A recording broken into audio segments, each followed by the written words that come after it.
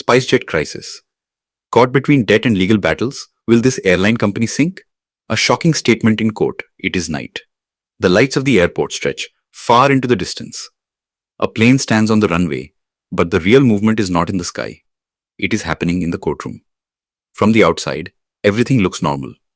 Check-in counters, boarding calls, the smiles of the cabin crew, timings glowing on the departure screens. But somewhere inside, a cash crunch, court orders, unpaid dues, and a battle for survival are all running at the same time. The frightening thing is that sometimes an airline does not crash in the air, but on its balance sheet. And that is where the curiosity begins. Has SpiceJet really reached the point where a court order could stop its breathing? Or is this just another difficult phase that it will somehow come through again? SpiceJet has clearly told the Delhi High Court that if it is forced to immediately deposit 144 crore rupees, the airline could collapse. This was not an ordinary statement. Appearing for the airline in court, the senior advocate said that West Asia tensions, the impact on Gulf routes, and fuel costs have weakened cash flow so badly that if pressure on the accounts increases further, the whole system could break. The court heard the matter and adjourned the hearing. This made one thing absolutely clear.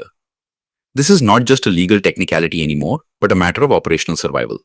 When an airline itself goes to court and says that if it has to pay cash, right now the company could go under, then the matter becomes much bigger than a headline. This dispute is not new. Its roots go back to 2015, when Kalanithi, Maran, and Kal Airways transferred their 58.46% stake in SpiceJet to 𝐟𝐨𝐥𝐿. It was after that deal that the conflict over warrants, preference shares, and payment obligations began. Later, the matter went to arbitration. In 2018, the tribunal did not accept Maran's very large damages claim, but it did order SpiceJet to refund money related to warrants and preference shares and to pay interest. Since then, the dispute has moved from one forum to another. Arbitration, High Court, appeals, Supreme Court, and then fresh consideration. In other words, this is not just a payment dispute, but a long legal chain stretching over years, which has kept constant pressure on SpiceJet's finances. The current position is that, according to court records, a liability of 195 crore rupees was in question, out of which 50 crore had already been deposited in 2 installments.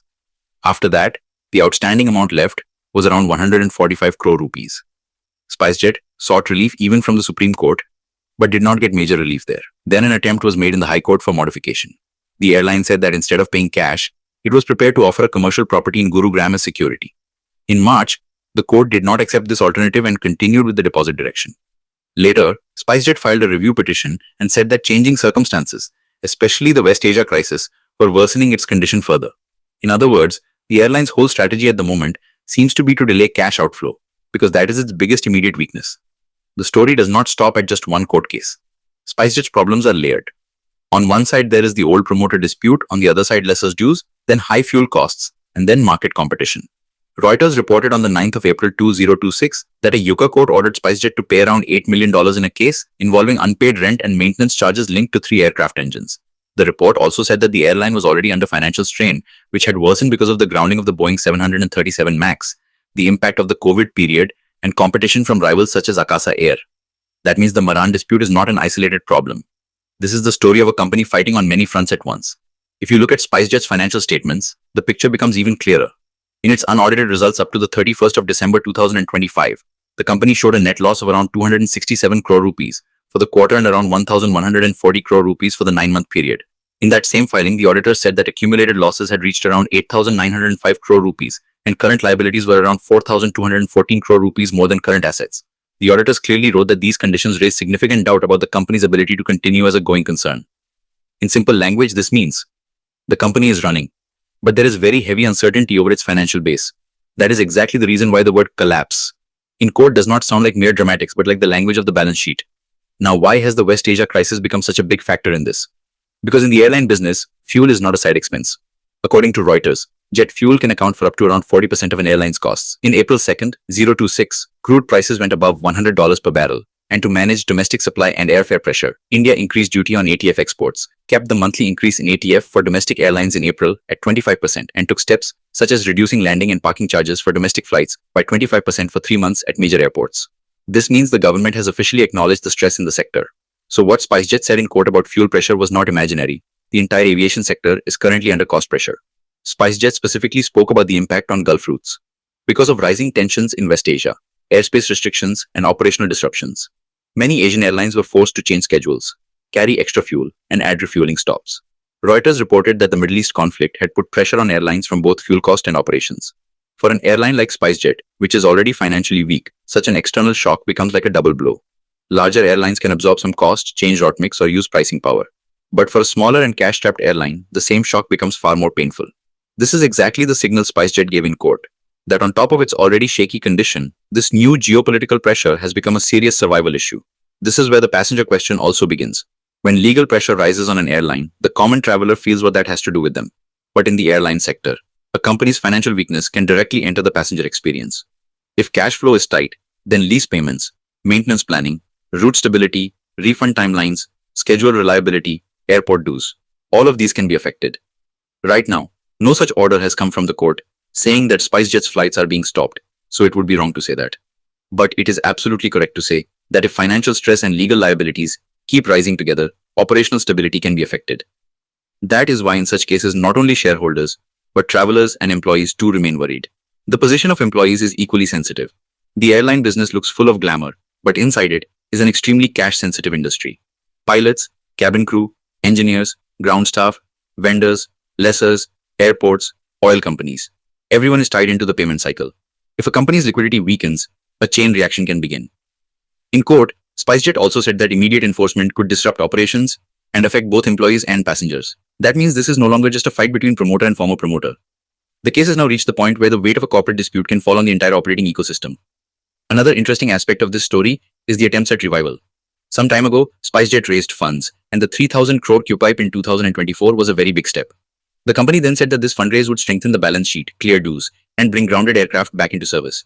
Later too, the airline spoke about ungrounding aircraft and rebuilding the fleet.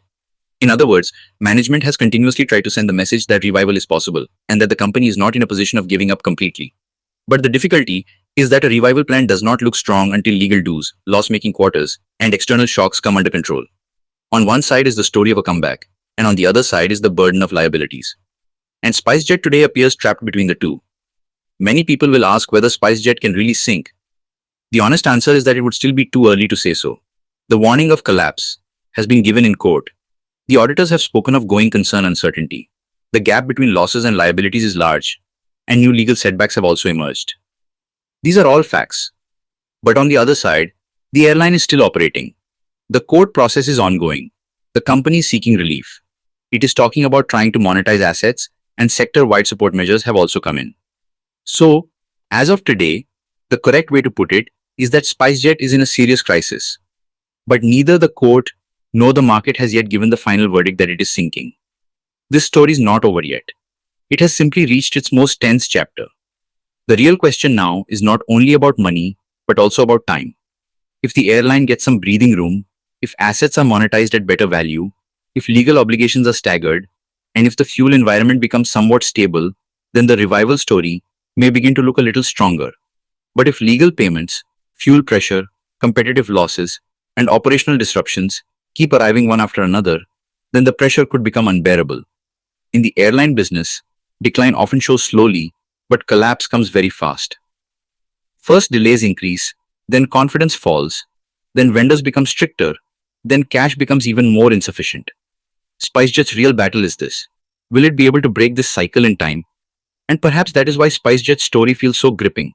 On one side, there is the courtroom, where the language being spoken is of numbers, liability, and compliance. On the other side, there is the airport, where families stand with boarding passes in hand, and all they want is that their flight should take off on time. This airline is trapped between these two worlds. On top of that, it carries the name of a low-cost carrier, but at this moment, its biggest cost is not money. It is trust. Will SpiceJet be able to strengthen its wings again? Or will this case pull its already weak condition even lower? The answer is still not fully clear. But one thing is definitely clear. This is not just the story of one company, but a major reminder of the fragility of Indian aviation, where the sky may look open, but the ground underneath is sometimes deeply cracked. If this video has taught you something new, or if you feel this information should reach more people, don't forget to like and share the video. Your small share can become valuable and useful information for someone else. If you have any questions related to this topic, or if you would like to share your opinion with us, be sure to write in the comment box. We read every question and suggestion from you, because your feedback inspires us to create better content. And if you want to keep receiving such interesting and reliable information about business, the economy, and the world in the future, then don't forget to subscribe to our channel GRT Business and also press the bell icon so that you get notifications of every new video directly. At GRT Business, we always strive to provide you with accurate, balanced, and reliable information. Our news and analysis are prepared based on information obtained from various news agencies, public sources, and public opinion. We make every effort to verify and validate each fact as much as possible. But in case of any possible error or dispute, the responsibility lies with the respective sources. Our only aim is to present you with a correct and trustworthy perspective so that you can understand any topic better.